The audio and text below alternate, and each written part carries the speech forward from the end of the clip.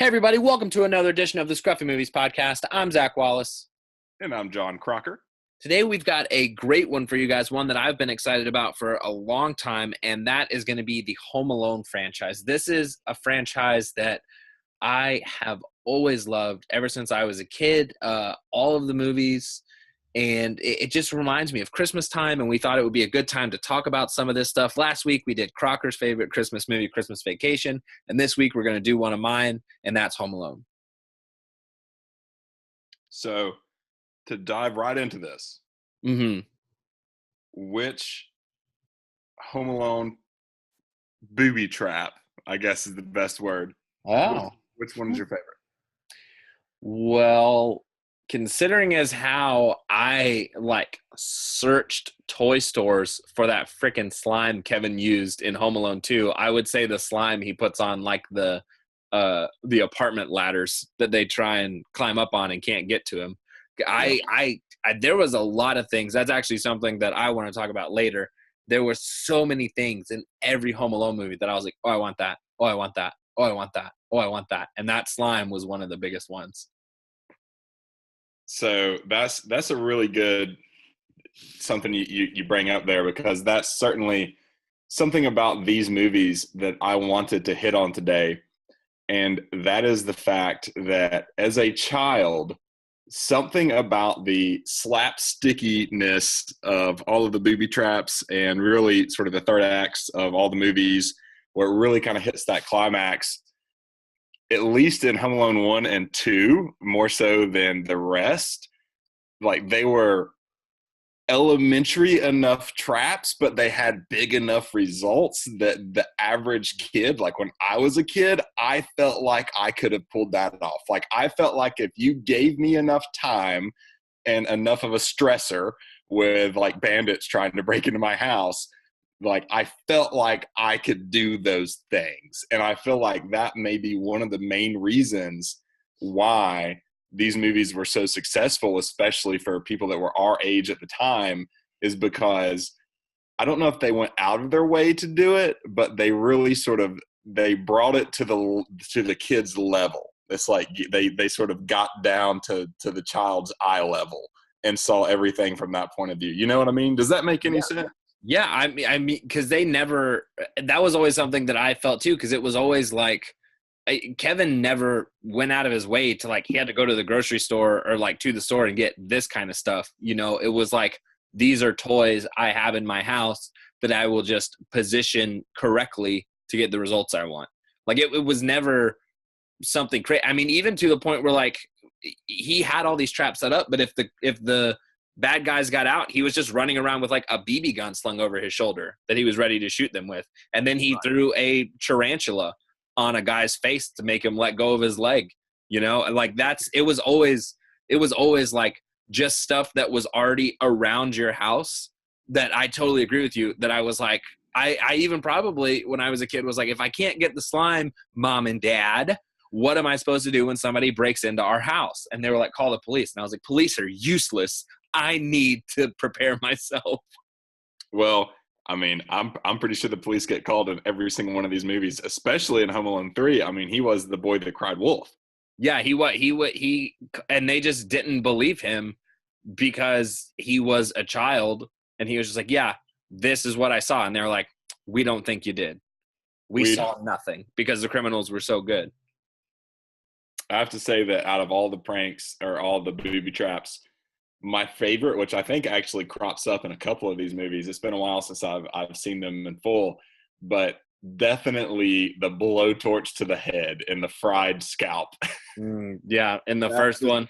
Yeah, that just so it made a place in my head.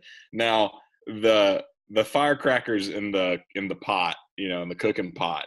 Yeah, with angels with dirty souls playing in the background. Yes, exactly. That's actually something that I had done a lot as a child, is, you know, flip a bucket upside down, put firecrackers in it, and play around with cooking pots doing the same thing. So I feel like I could relate to that one a lot. Mm-hmm. And also another one that I always loved and I never really understood until recently was when he hung that thing on the door handle to heat up the door handle and Mhm. make it, burn their palm of their hands. It took me until like 2 years ago when I rented a place and the roommate was moving in with me, and he had one of those in his hand when we were moving in. And I was like, dude, like, what is that thing? I remember it from Home Alone, but I had no context or idea of what it actually was. And come to find out, it was to start charcoal for a barbecue. You like put that big metal prod down on a bunch of charcoal, and it pre-lights it. So then you can just like dump lit charcoal into the barbecue. And that blew my mind. I distinctly remember that moment in my life being like, now that one scene in Home Alone makes a little bit more sense, and I'm happy about that. I never knew that until right now when you just said. I had no See, idea what that thing was. thank you. And I think it was almost to my point, and I've never questioned it because my parents had a million things lying around the house that I didn't know what they were for. You know what I mean? But Right. like he just picked this thing up and I was like, okay, it gets hot. So he hung it there. Great. Like that's all I needed to know. I was like, okay, great. I just needed to know it got hot. That, Yeah, the blowtorch is my favorite because it was like the style of blowtorch that they used is not like any normal blowtorch that anybody has in their house. They were using like a 1950s style blowtorch in the 90s, and I think that just added a little bit of extra class to it. But hey, like, Kevin's dad could afford that like 5-story house and like 40 people to go on vacation to Paris. Paris. So he was into something that we don't know what was up. So he has some weird stuff going on anyway. Do we know? Does anyone ever find out like what he did for a living? Because I remember this is another thing that you don't notice until you're an adult. But they were all wrapped up in like stereotypical like Burberry scarves and like high money stuff. And yeah, they're flying their entire family to another country on the other side of the world, or to Florida, or to wherever it is, many years in a row. Like, what in the world does Mr. McAllister do for a living where he's able to just afford all of these luxuries in life? Yeah, I don't know. I don't know if they ever said. I just rewatched a good majority of the movies for this podcast today, and if they do say, I missed it. I don't think that they ever say. I think it's just kind of left, and that's another thing that these movies relate to kids even more. Is like I knew when I was a kid, my dad was a mechanic and my mom worked on a computer, but I could not tell you what exactly they did.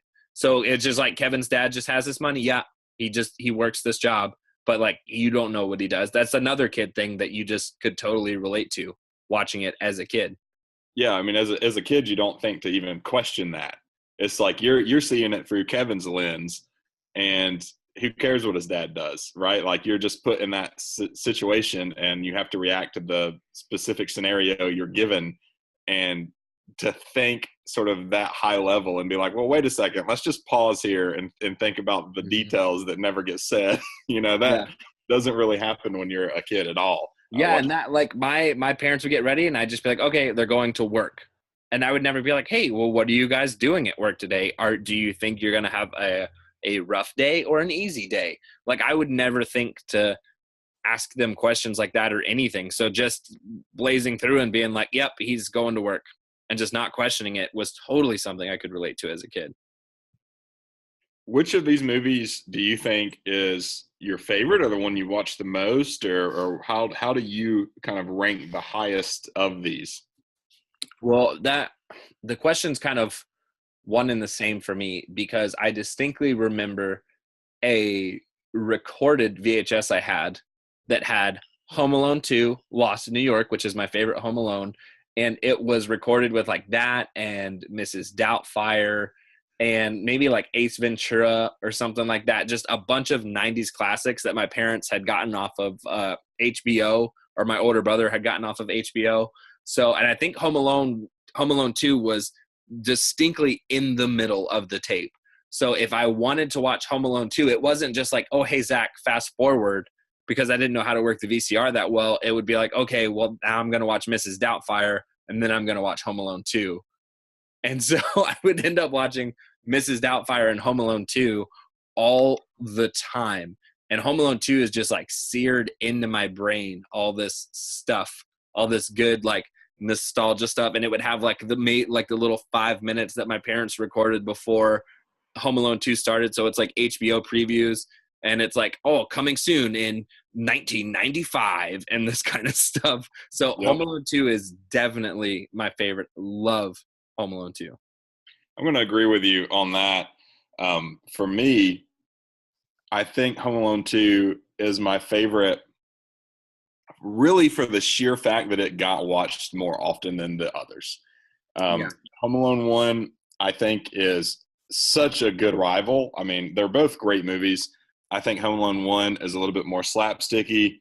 Home Alone 2 probably hits you in the feels a little bit more, or at least it did with me, with like the bird lady, the pigeon lady in Central Park. Yeah. And like that really, I distinctly remember that character. I can picture her in my head right now to this day. Mm-hmm. And she is also kind of the one that loops back around at the end and ties everything up. So I think just out of sheer just mass amounts of watching these movies over the years, Home Alone 2 is probably at the top for me. Home Alone, the original, right there with it though. And then Home Alone 3 actually got a lot of watch time, but I was a little bit older at the time, and it was the newer movie. Mm-hmm. And I owned that one. I remember like that one came around at the point in my life where I was starting to separate my personal movie collection and my own VHSs from my parents, which ultimately did end up all going back into the same pile at some point. But Home Alone 3 was like the one that made it into my personal rotation for a little while. So I enjoyed that one too, but it just can't hold a candle to the first two, in my opinion. We can get into that in a moment. But I think Home Alone 2 is probably going to be at the top of the list. And just a little something else that I felt like is worth throwing out there. And Lord, I hope I'm not wrong about this, but I'm like 90% sure that Mrs. Doubtfire was also directed by Chris Columbus. If it was not directed by Chris Columbus, he definitely had something to do with it. Yeah, He might have produced it or something like that, because that is also ringing a bell to me. And I'm kind of stalling right now as I'm talking, because I am definitely not looking it up on my phone as we speak. I'm just going to pull it straight from my movie knowledge. Yes, Crocker, you know what? He directed it. I know off the top of my head. Awesome. He directed it. Fantastic. I definitely did not just look it up on my phone while we were sitting. Mark the day down. Mark this day down as the day that I actually knew a little bit of behind the scenes knowledge that Zach did not know about who directed what. And it was pretty funny that you put those two on the same VHS back to back. Yeah. All right. Well, that's all we have time for the Scruffy Movies podcast today. We got to get off. I don't like how Crocker's just starting to get really confident about his movie knowledge, and I'm not.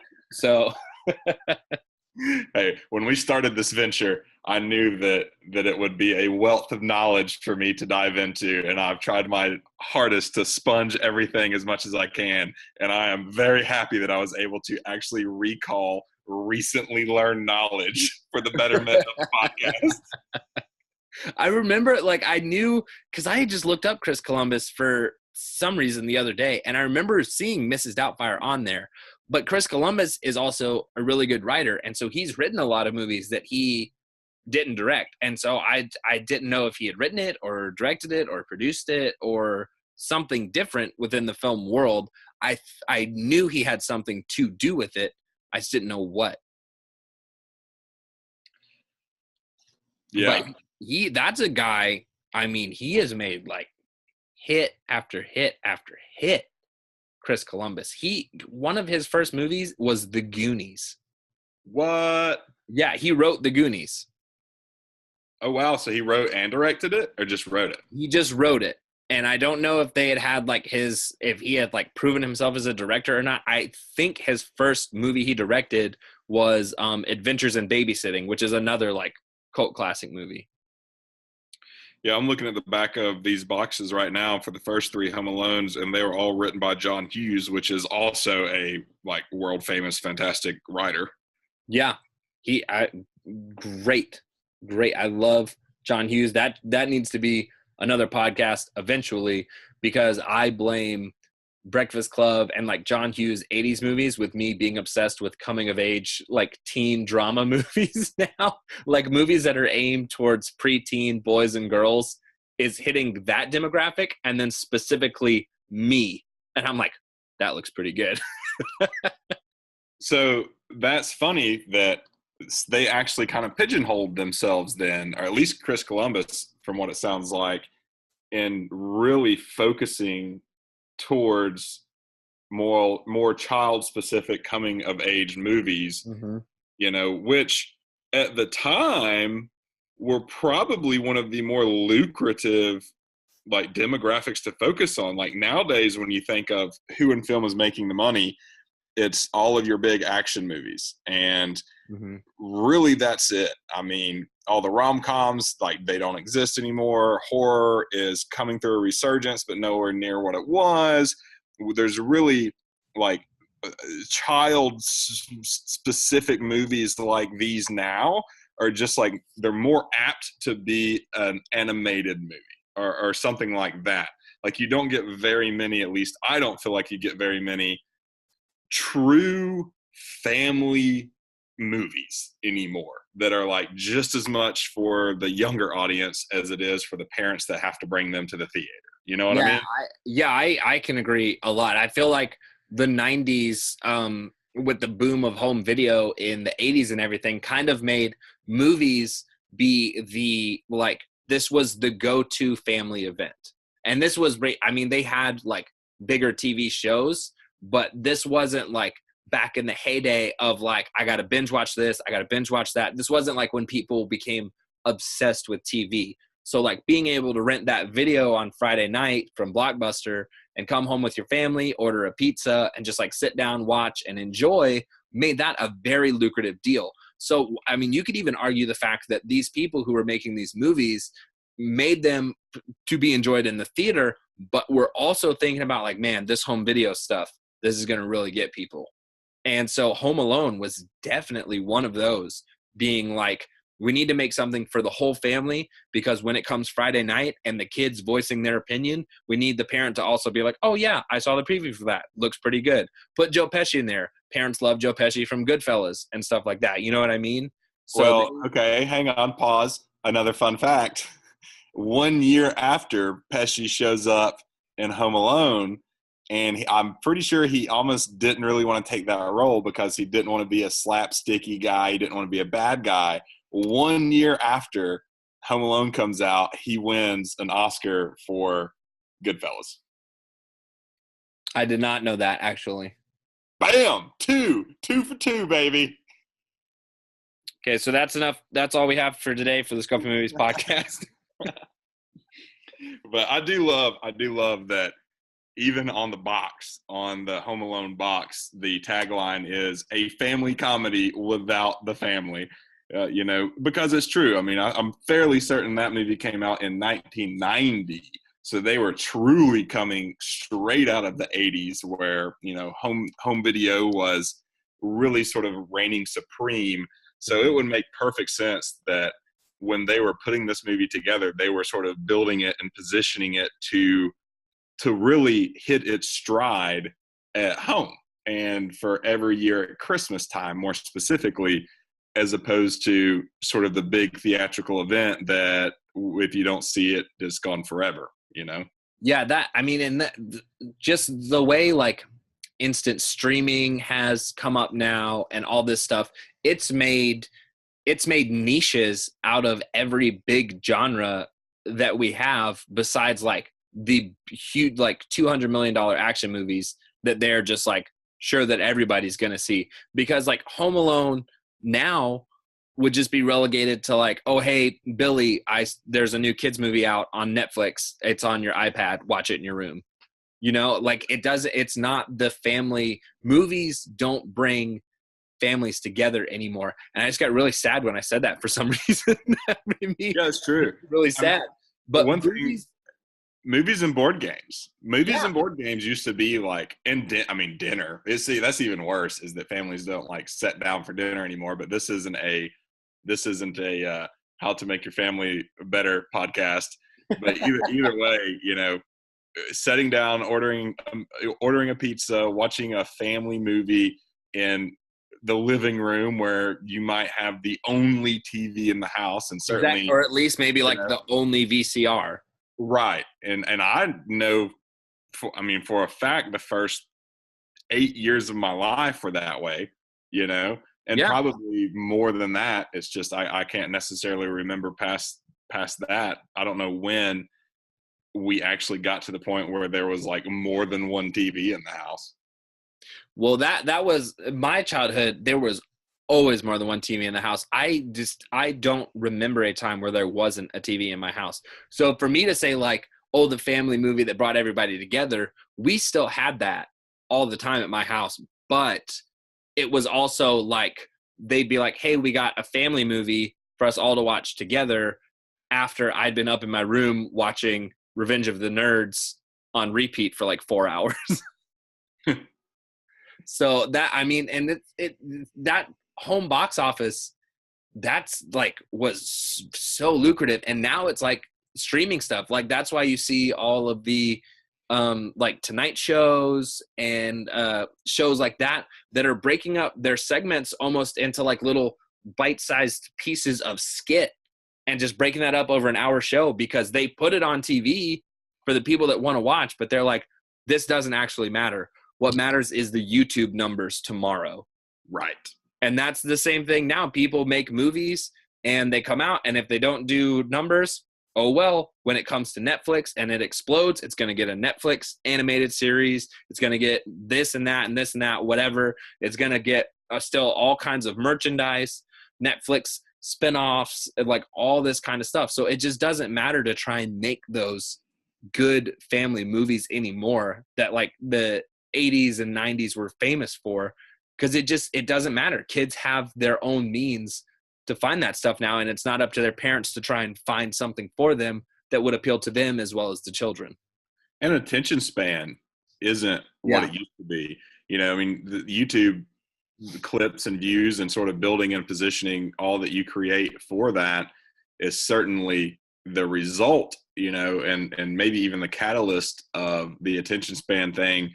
But that's why I believe you see most big movies now, they are nonstop action, because you have to make the audience pay attention the entire time.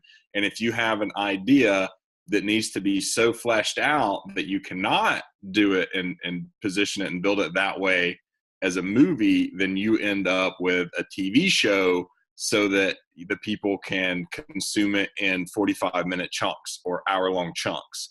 And of course, there's sort of the antithesis of that, which is people like me that will sit down and binge a TV show for 8 hours straight and knock out a whole season in one sitting. I feel like we're sort of splitting everyone in two. It's like the people that have zero attention span, and then it's the people that will literally sit there and just knock out an entire, collection or entire series in a season all at once. But maybe it's the younger audience, and that what would be the target market for the family films that are just way more instant gratification than you and I are, simply because we actually lived through the days of the 80s and the one TV and all of that. So for us, maybe we're the ones that are more willing to lean towards binge watching, whereas the younger demographics are the ones that are looking for, that more YouTube snippet style production. Does that make sense? Yeah, it kind of, smartphones have led to that too, because like if you put a smartphone or a tablet or just something with internet connection in front of a child, pull up YouTube, they'll watch 2 minutes of a 6-minute long video and be like, bored, move on to the next video. And it doesn't matter to them. It's just like, yeah, boop, boop, whatever. And the videos are 5 or 6 minutes to begin with. And they'll watch a minute of it and be like, next one. Whereas back in the 90s, it was like, this is the movie you rented for tonight. There was no like, oh, bored, I'm switching out this for the next movie. Even on Netflix now, if you don't like a movie after 10 minutes, doesn't matter. X out, find another one. Literally hundreds upon hundreds of movies on Netflix. You can just go right to the next one you want to watch. But back in those days, if this is what you rented, this is what you rented. It was like a special deal to get 2 or 3 movies. Like, it was a big release week, and like I had to save my rentals up to be able to rent like 2 or 3 movies. So it wasn't a choice of like, oh, I don't like this movie, move on to the next one. It was like, this is what you got. Watch it because I just spent $5 on it. And if you don't like it, too bad, watch it again. Yeah, and I remember, when it was like we rented one movie for me, one movie for the family, and like one movie for my parents. So it was like we would watch the movie as a family, and then after we went to bed, the kids, as we went to bed, it would be like my parents would watch Goodfellas or whatever other movie came out back then, that was sort of to the level that they weren't comfortable with us sitting in on it yet. And then it was like we always had that third movie that like me and my sister would pick out that was only really there to keep us busy as a convenience when we needed to be kept busy as the kids in the house, and it was like that's what we did each weekend for the most part for a very long time. And we need to do an episode one of these days that's just about the business of movies back in the Blockbuster days and the Hollywood Video days. I think there's enough meat on that bone for you and I to chew on it for an hour. Yeah, I mean the unbridled joy I felt when I would be like, can we go to Blockbuster or something like that? And to have my parents be like, yes. It was like, and like I would go in there on the computer and be like, what just came out? What just came out? I need to have a game plan going in there because otherwise I'm going to get distracted with so much stuff and rent like Stuart Little 2 for the 4th time. I need to have a game plan going in there to know what I want to look for, what I need to ask for, and what to get. And that is like all of the Blockbusters and Hollywood Videos and all that stuff were great, huge selections, but that's even like all the little mom and pop shops you used to be able to go to, which was these people who Blockbuster would cycle out these movies after having them in stock for a year because they just got so many more other movies in. But these mom and pop shops were like, oh yeah, we have a Trilogy of Terror on VHS because we bought it once in 1980 and it rented twice and we have shelf space for it still. And so that was like all the weird stuff you could get too with like mom and pop shops and just the personalization you could have with those people. You just don't get that anymore. I mean, the closest thing you get to is your Netflix recommending you a movie based off of what you've already watched. Yeah, my uncle owned a little like family movie rental store for a while. Little tiny town here in North Georgia, definitely not a town anywhere near large enough to support like a Blockbuster or anything. Right. And he was really into like creature flicks. Like he was the first one to like, put 3D glasses on me and show me Creature from the Black Lagoon and The Blob. And like back in those days when I was a kid, I remember Terminator was coming out and that was like all he could, that was the pinnacle of everything for him at the time, so he was kind of the one that got me into all of those back in the day. But you definitely could not do that anymore. And there's, as far as I know, and we probably should save this for the Blockbuster show, but there is one that still exists like somewhere out, and I want to say like Utah or Oklahoma or something like that. And that she like knowingly breaks the rules because there's no corporate, there's no corporate anymore. So like she legitimately goes to Best Buy, scoops up a bunch of movies that are on the dollar rack or whatever, and takes them to her Blockbuster, which is what you're not supposed to do, but there's no other way around it. I remember Blockbuster days before they had the computer searching, and what I would do is basically circle the outer wall because the entire outer wall was new releases.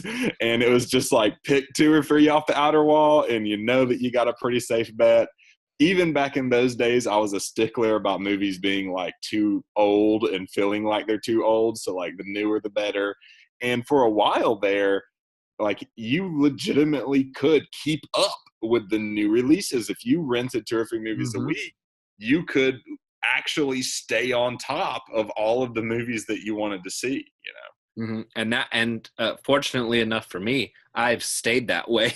And so I'll just Yeah. go to Redbox and rent like 5 at a time and come home and barrel through them all on a weekend and be like, yep, wanted to watch all of those. Now I'm good. Uh-oh. What does that sound mean? That sound means it is time for halftime. This is the segment in the show where we take a little bit of a break from the conversation we're having just to update you guys on some cool movie news that we heard, stuff we're excited about, and everything like that. So why don't you go ahead and kick us off for halftime this week, Crocker?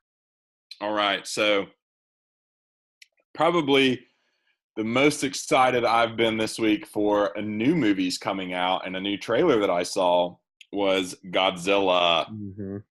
And I have always been a Godzilla fan.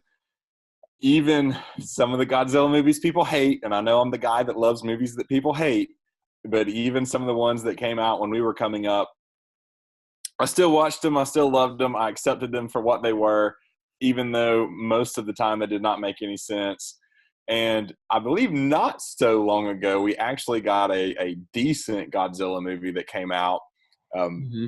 kind of made some waves. But this one is the first one I've seen in quite a while. And again, Lordy, I hope I'm not wrong about this, but where we actually are going to see Mothra, and then gosh, I can never remember the name of the three-headed dragon. It's a lot. It's like Yeah, Godira and King Ghidorah. Rodan are all going to be in this movie. Yeah, so it stands to be a good one. I'm super pumped about that.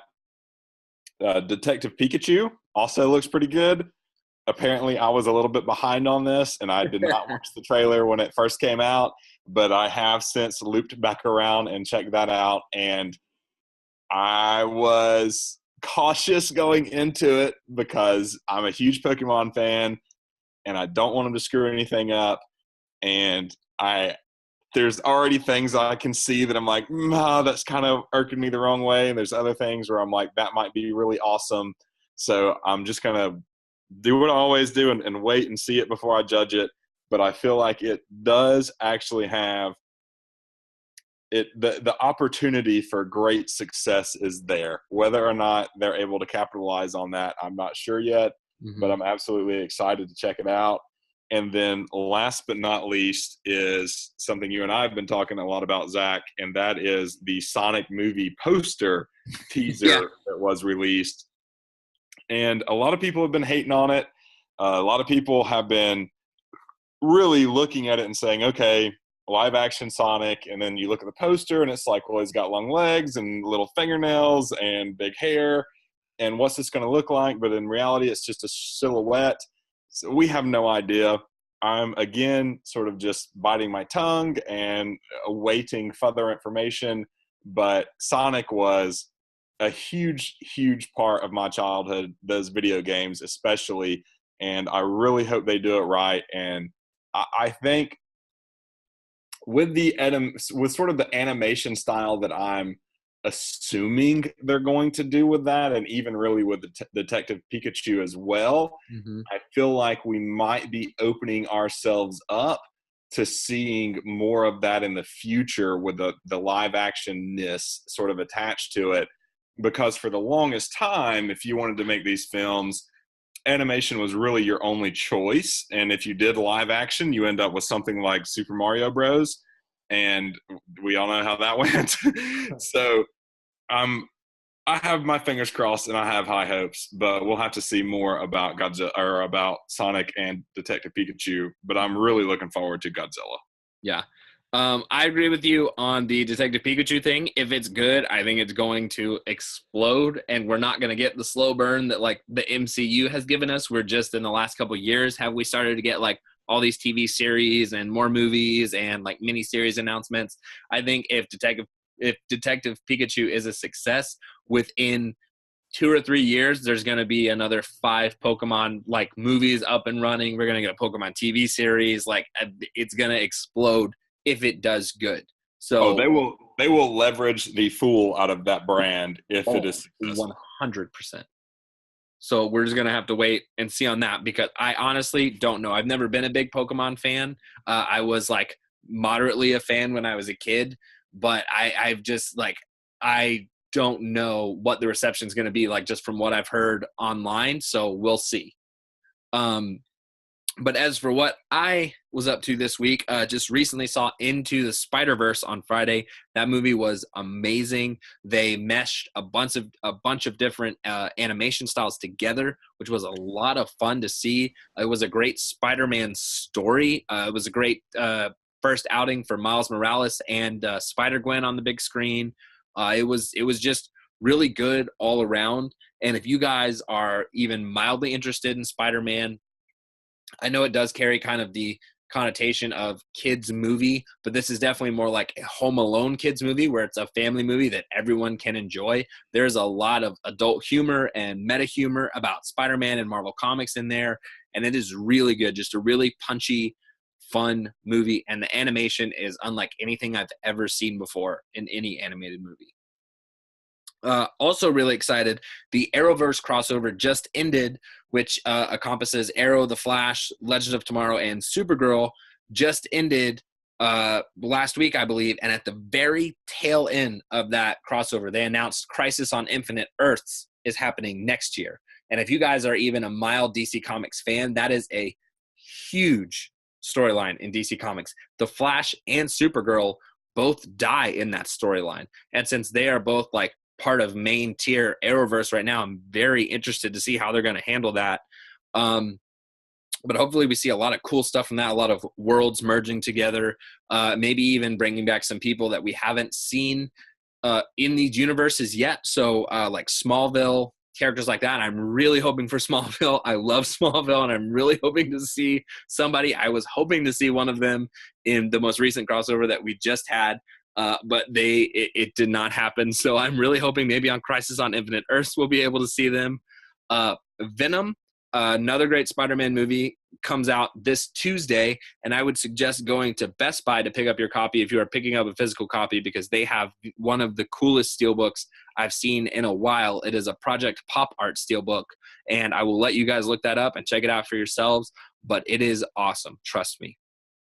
And then, of course, I have Godzilla 2 down here. That trailer gave me goosebumps, and unlike Crocker, I was never a huge Godzilla fan. I mean, as much as any kid is when you're a child, because you just like watching big monsters tear up stuff. So I had seen the 1999, I think, is when it came out with Matthew Broderick. I'd seen that. I liked that when I was a kid. I had seen a couple of the other ones, but I was never really big about finding out more about Godzilla and stuff like that. But then, as Crocker mentioned, when this most recent Godzilla movie came out, I got super into the character. I thought it was a really good movie. I really enjoyed it. And this one looks amazing. They got even better actors in this one. They brought in more monsters, more everything. It looks like the world has gone into some kind of apocalypse state at this point.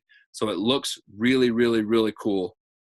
I don't know what to expect from it, but I know that this one is setting up for Godzilla versus Kong, which we're getting in the next year or 2 years, which is the crossover between the recent Godzilla movie and the recent Kong Skull Island movie. So we're finally going to get to see modern day Godzilla fight King Kong, and I'm very, very, very excited about that. And then just to wrap everything up for this halftime, for my part of it, Punisher Season 2, which I'm very excited about, was just announced to be coming out next month on Netflix. And I loved Punisher Season 1. It's my favorite of the Netflix Marvel TV franchise. And that is not going too well for them right now. I think they're kind of canceling them all because Disney's coming out with their own streaming service, and they don't want a competitor's product on their streaming service, so they're kind of canceling everything. So I think that the only two series that were in production that have not come out yet are Punisher and Jessica Jones, and funnily enough, those are the two that have not been canceled yet. So I think when Punisher Season 2 drops, probably about a month or so after that, it's going to get canceled, kind of following how Daredevil Season 3 was. And then when Jessica Jones Season 3 drops, it's going to kind of go the way of everything else. But I am still very excited for it. I love the Punisher, and I love this iteration of the Punisher. I think John Bernthal is the best Punisher ever put to film, and I am very excited to see where they're able to go with this season. So I've been staying quiet because I wanted to let you finish. Yes, I had a lot to go down for halftime today. I have some things to say and questions to to ask. Yes. Godzilla's a sequel, Are you serious? so that makes perfect sense. Yeah. Because when I was watching the trailer, I was like, bro, they're taking everything I loved from the most recent Godzilla movie. And I was like, you know what? I give them so much credit because, like, when the last Godzilla movie came out, like, there is to Godzilla fans, there is an actual, like, legitimate difference between red fire and blue fire, right? And, like, Mm-hmm. and lightning and everything else. And they nailed it in the last movie. And that made a lot of people happy. When I saw the trailer, I was like, okay, so they've learned. They're not going to come out and just totally, make them a giant lizard that breathes fire. It's actually going to be Godzilla again. So that makes absolute sense now. Yeah, That 2000 we're came out starting out. 2014. It's got Elizabeth Olsen, Aaron Taylor Johnson, Bryan Cranston. Yeah, totally. Yeah, and that was like the first good Godzilla movie we've had in a while.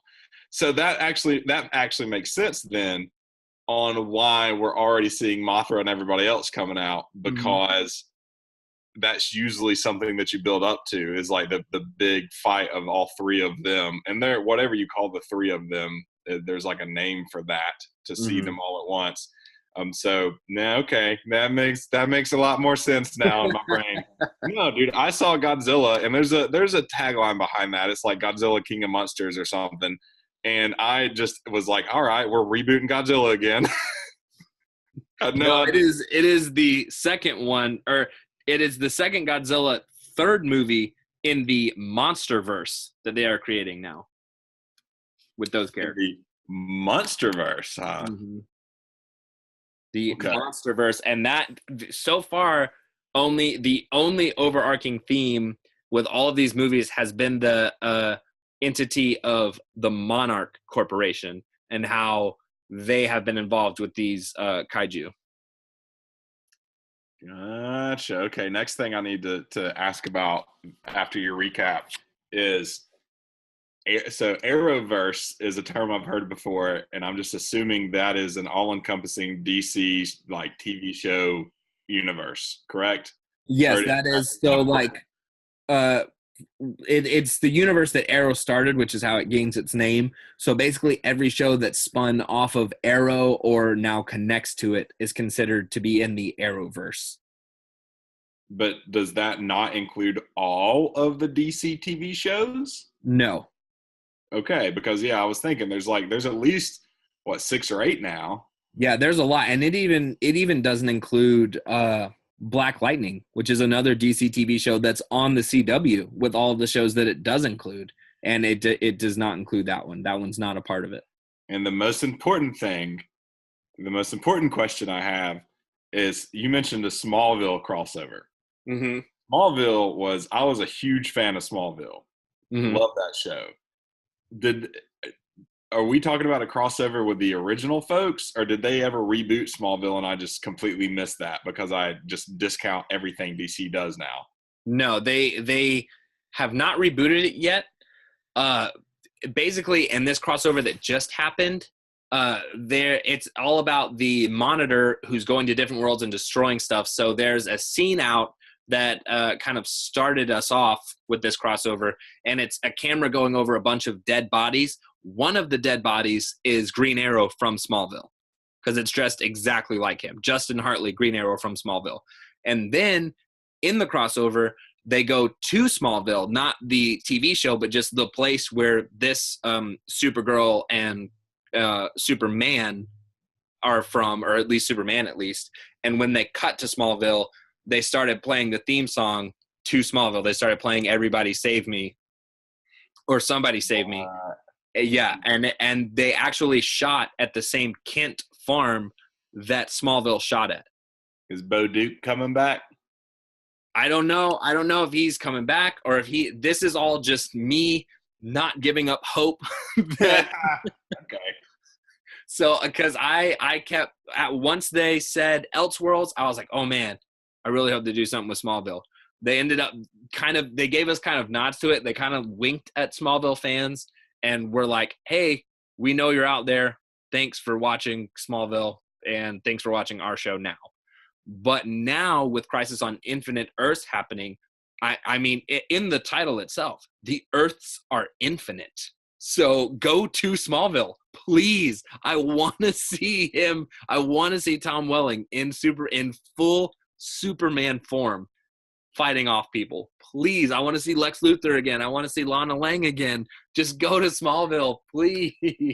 God, you know what? If that happened, it would be the first thing they've ever done that made me actually consider getting caught up on what's going on in the DC universe. Well, I guess the Arrowverse. Yeah. And I mean, there's still so many people out there that love Smallville. I think if they did bring it back, even for just a scene, like a quick 5 or 10 minute scene where we got to see all those characters again, I think it would reignite a fire in the Smallville fan base. And I think that they would have to be like, well, I think we might reboot Smallville. And I think it might come back if they give us that one scene. I think it could reignite a passion that people forgot that they had. I think it would piss everybody off so much if they brought them back for like, half an episode to fill in some gaps and then just they never came back. People would be so upset. They would demand a Smallville reboot or at least a heavier incorporation into the current Arrowverse. I know, and that's what I'm saying. I really think that if we do have a 10-minute scene, that it would be all those people being like, well, is that all we get? I've been waiting all these years to see these people again. Now I've seen them for 10 minutes. No, bring it back. Right. And even then, people who just now have started off watching Arrow or The Flash or stuff like that, we get to see these characters for the first time and hopefully a very interesting and entertaining scene. And then that would lead them to be like, oh, Smallville, huh, that's crazy. And then look it up and start watching it all. And then we would just gain legions of people from one 10-minute scene that would all be demanding to see these characters again in some form. I hope that ends up happening, and I am forced to dive into the Arrowverse and get 100% caught up. Because yes, I am hoping beyond hope, but we will see. All right. Well, I don't want to steal too much time from Home Alone here. I know our halftimes literally become like half of the episode. Well, hey, we're excited.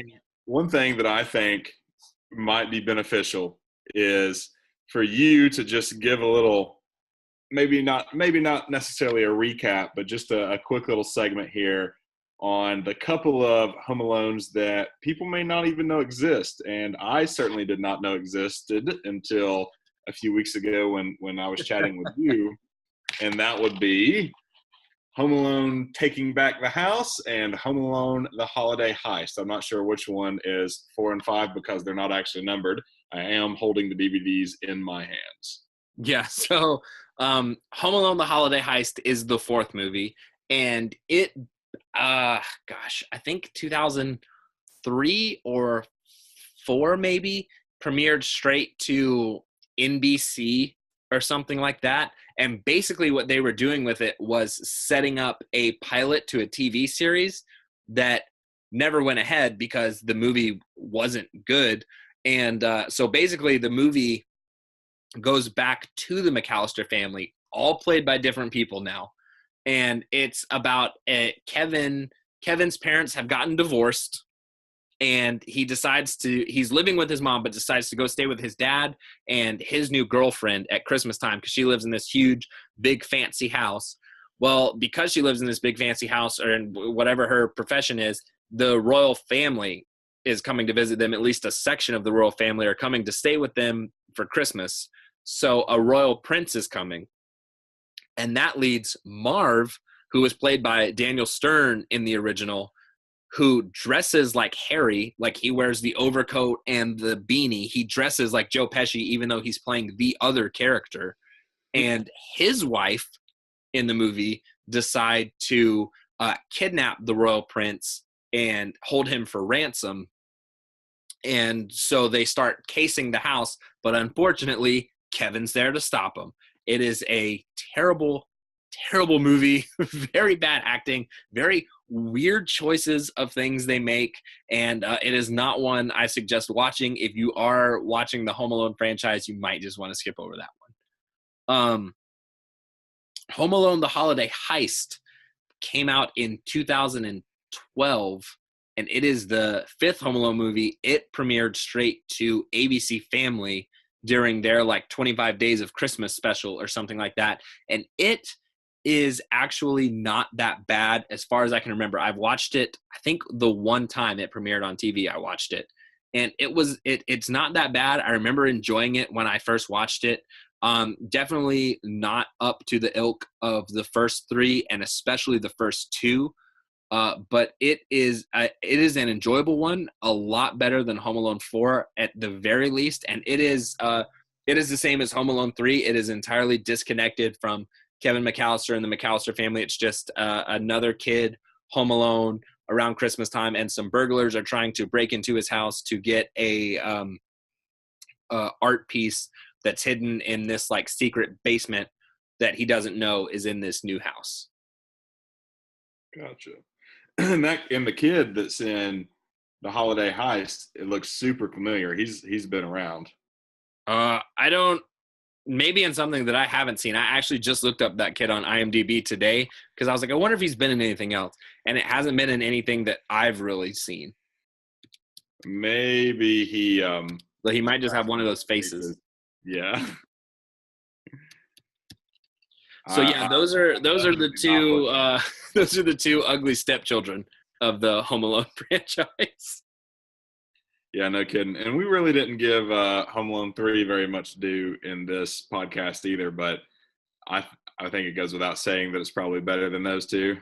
Yeah, 100%. I love the first three Home Alones, and saying that 3 is my least favorite of my favorite Home Alones is like saying it's my favorite of any other franchise. I love Home Alone 3 with a passion. That was the first one that I remember, like, when it was coming out, being like, oh man, whoa, I'm excited for this movie. Because Home Alone and Home Alone 2 came out before I was born, and then when I was born, I think Home Alone 2 came out in 1992. So Home Alone 3 was the one that I remember, and I was at the exact age group. I was 5 when it came out in 1997. So I was at the exact age group that was like, oh my God, Home Alone. And so Home Alone 3 is the one that I remember being like, I need everything. And I had like the junior novelizations and like shirts and like all kinds of stuff from that movie. And I think it's hard to compare any movie to the first two Home Alones as far as Macaulay Culkin goes anyway. It's just the child actor. I mean, I could be wrong about this, but I believe his role in Home Alone and Home Alone 2 probably go down in history as one of the greatest child acting performances or pair of performances of all time.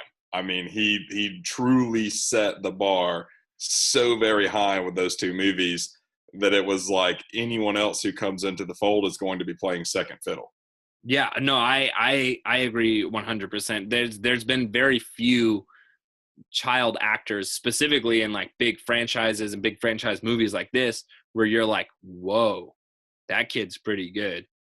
And Macaulay Culkin is definitely one of those. And he was famous for that in the 90s when he was making movies. He's hardly made any movies since he was an adult. He was all about that child acting. Yeah, I saw him on an interview not too long ago. I can't remember. He's pushing something. He was doing the rounds, on doing interviews where he was pushing something like a book or a band or something that he's doing now. I forget. Mm-hmm. And he pretty much just described himself as living a life of leisure. Like he's an international man of leisure. If his friends are like, hey, come hang out with us in the Mediterranean for the next 3 months, he just does it, Yeah. And that's something that you and I were talking about.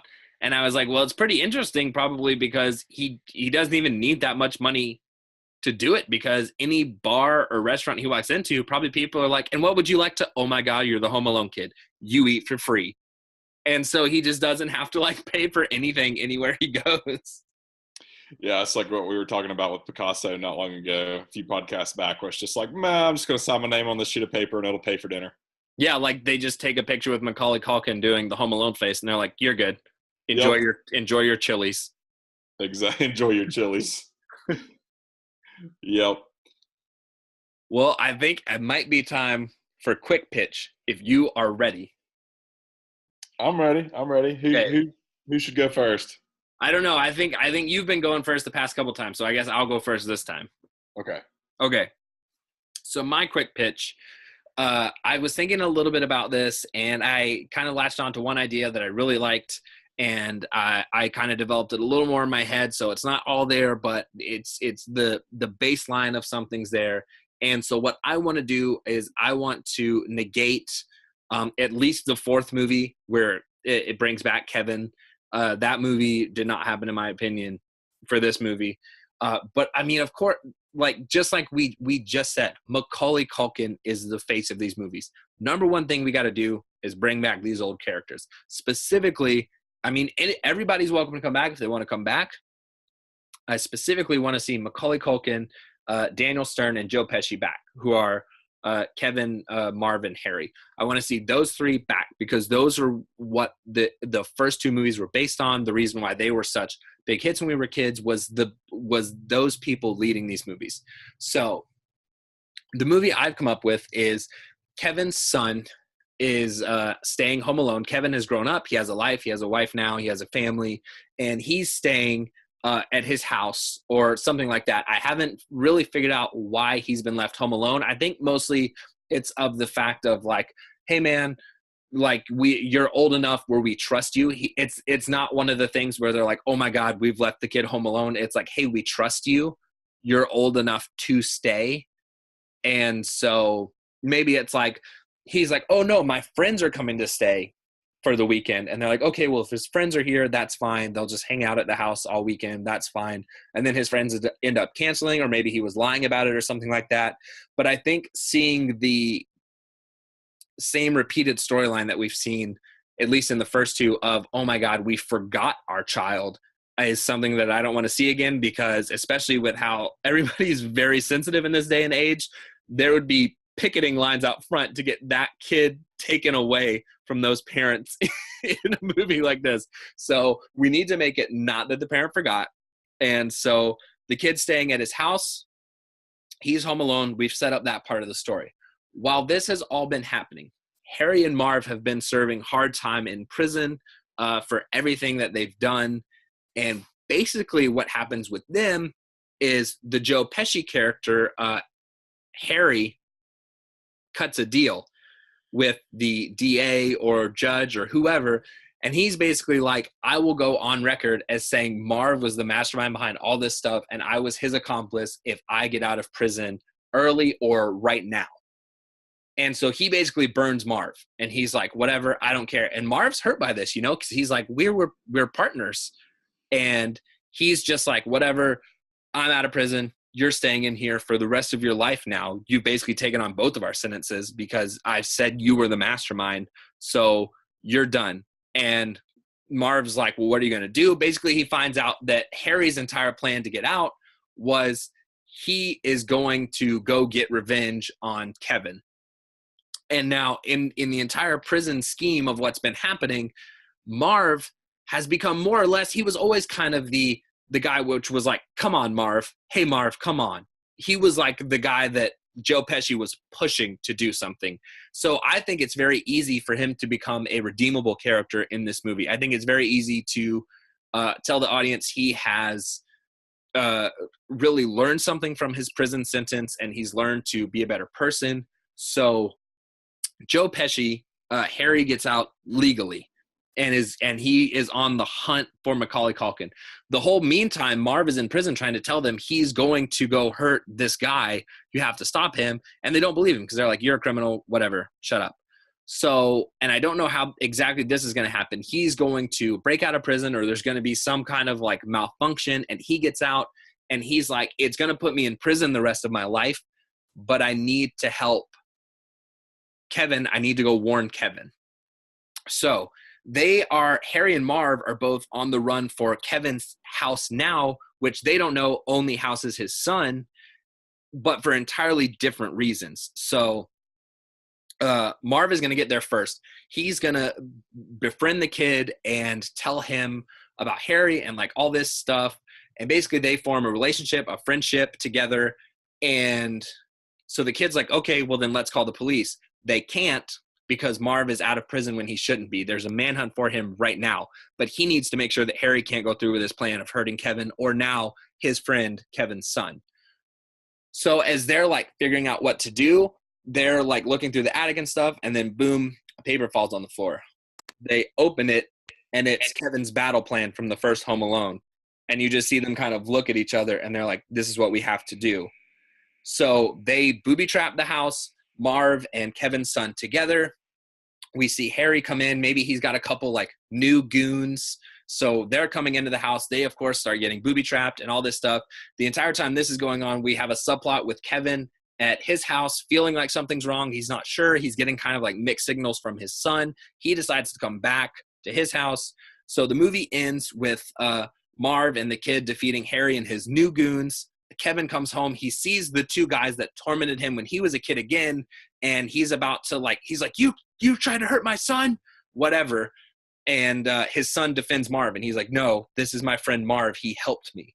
And we see Marv's redemption story come full circle. He apologizes to Kevin. He shakes his hand. We see Harry get hauled off to prison again.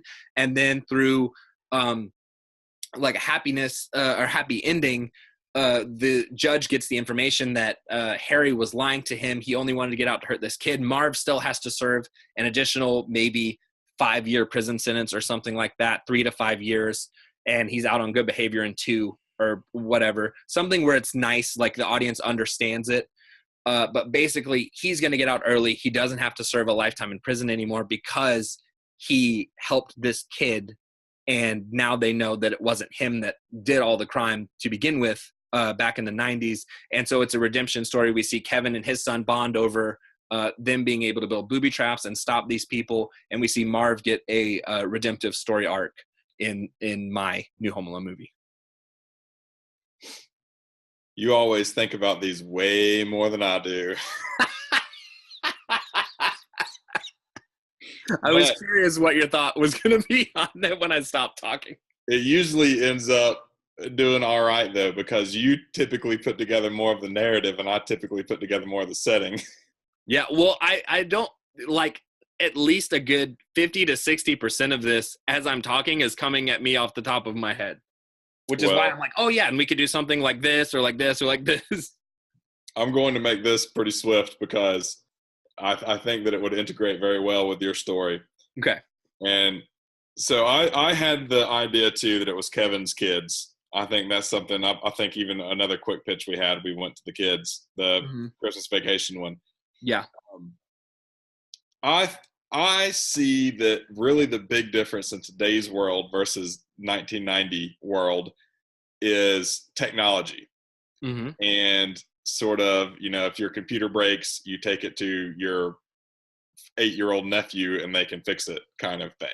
So I really wanted to paint the scene and get the movie going where Kevin himself is like struggling almost with technology, not a lot because he's intelligent and he can work with his hands and do all of that. But when it comes to like the ins and outs and really the minutia of using smartphones and smart cars and, everything else, that his son is kind of his go-to guy. So you see sort of that conflict and that duality of Kevin not necessarily being 100% up to speed on how technology works. And I think that technology would play a huge part of the movie. So my initial thought was like, how does he get home alone? And the first thing I thought of was like a babysitter story where, Kevin goes out of town, leaves his son with a babysitter, and maybe that babysitter ends up being one of the bad guys. Maybe they've been casing the house and he or she, I guess, probably as babysitter would be hired And once inside, now she can start the plan to, thieve, steal, whatever it is that she's after, computer chip, if you go with Home Alone 3. Mm-hmm. Or maybe the babysitter is just like kidnapped or something, and then you get the original Wet Bandits back, which I think would be awesome to see the original Marvin Harry again as well. Mm-hmm. But then I was like, well, we live in a world where you're only a text message and a phone call away from anything. So I could sort of see this being like Kevin leaves his son alone with a babysitter and says, this is what you need to do. You're a big boy. I'm going to check in on you because we're all connected via technology. And then you end up with those scenes where the kid that's home alone may be doing like a FaceTime with the dad, Kevin. And Right. Kevin's not like entirely sure what he's doing, but he's just kind of taking it all as he sees it because his son says everything's fine at home. Oh yeah, the babysitter's cooking dinner, or oh, she's taking the trash to the curb and that's why she's not in the house right now. Like, don't worry about it. I have everything covered. And it's almost like the kid is starting to like take responsibility, and you could totally work a plot point into that as well, where it's like, why doesn't the kid want to tell the dad that things are going south? Maybe he thinks he has it under control. Maybe he thinks that the babysitter is bad and Kevin really likes the babysitter, so he thinks that he can't tell his dad that it's the babysitter. Or you just kind of like, you kind of work through that however it works out. And I could even see like Kevin checking in, because apparently Kevin's parents were insanely wealthy. So I'd imagine that Kevin is sort of following the same trend to where maybe he could check in on the new kid via like webcams in the house or something like that. So you could even play that up to where when everything is really starting to go down and all the booby traps are starting to go off, all of a sudden, like Kevin himself is sitting on the other side of a computer screen watching his son play out a lot of the same things that he did when he was a child, but sort of be in fear because maybe he's across the country or whatever, and not be able to get to him immediately. And then just sort of like random things that I think would be cool to throw in would be like definitely drones. Got to have a drone in there at some point. I would like to see a smart car, like a self-driving car. I feel like you could do all kinds of crazy stuff with a self-driving car as far as booby traps go. And then maybe even if we could bring in another friend of the new kid, Kevin's kid, and set it up like a man in the chair kind of thing from Spider-Man, where it's like it sort of gives the reason and the extra push behind why the kids are so tech savvy and why they're able to do all of these things is because, maybe he has like that one friend that's just like a super nerd and is able to actually maybe spoof some things here and there, or show his dad, Kevin, like yesterday's camera feed or something like that, And then other than that, I was really sort of thinking how social media would play into this in today's world, and how, if done correctly, and I've racked my brain and I really can't think of a way to do this, but I'm not a screenwriter either, a way to have like a booby trap via social media. Like if maybe somehow like you put a post up that something's going to happen somewhere at some time, and that ultimately lures the bandits into that situation. Or maybe like Kevin changes, or maybe Kevin's son changes the name of his own social media profile, and now all of a sudden Kevin, the dad, can't find the son on Facebook. He knows something's going on back home, thinks that something terrible's happened, but in reality he's just changed the name. So now he can like interact with the bandits' social media pages under like Joe's Bar and Grill or something like that, and really sort of like take it to that level of sort of where we're at in the world today. And then I think if you sort of splice all that together with your plot, I think you might have a pretty good movie. Oh, I agree 100%. I was actually thinking your entire pitch about how our two ideas can fit together, because I do think they fit together very well. And I think that It would be great if Kevin was, in your pitch, an old school like security system salesman. He took his love of making booby traps and protecting houses to the next level. He made that his career. But then, of course, with your Kevin's not used to all this new technology type thing. His son is constantly bringing up to him, hey, Dad, here's an idea for a new security system. It fixes this, this, this, and this in your security system. But Kevin's like, listen, son, you don't know what you're doing. Trust me, I know what I'm doing. I've stopped burglars with the methods that I'm providing people. I know what I'm doing with my security systems. And so when the bad stuff starts to happen, I think it makes total sense for the son to be like, well, this is my time. This is the time to show my dad my ideas work. Yep. I love it. And to start putting his security system measurements in place, which are the updated booby traps for the new generation. Gosh, that would be awesome. That would be great. I would love to see that kind of stuff. I would love to just see another Home Alone movie. I want to see something like what we pitched, but I would take another just random like kid at the house, burglars breaking in. Like I want something. Just give me something. You're just thirsting for it. It's been too long. It's been too long. It's been since 2012 since I got a new Home Alone movie, and I need one. Man, and I would have never even known those movies came out. Yeah. So it's been even longer for you. It's been since 1997 since you got a Home Alone movie. Yeah, exactly. Well, not necessarily. I've got the two direct to TV ones now, or DVD ones. You got them now. I trust you will watch them with great care. Yes. And love and respect. Very much so. All right, everybody. Well, I guess that wraps up the Scruffy Movies podcast for this week. Next week, we have a really, really, really cool one coming for you that we have been talking about for weeks now that I am very excited about. It's going to be a little longer. It's going to be a little different, but I think you guys are going to really enjoy it. But thank you for tuning in to this episode. We hope you guys liked it. Please follow us on Instagram at Scruffy Movies and Crockalicious. Please like, follow, and subscribe to this podcast if you want to see more. And we hope you guys had a great time. We can't wait to see you next week for probably what's going to end up being my favorite episode of the podcast so far. So have a great week, and we will see you then. Bye.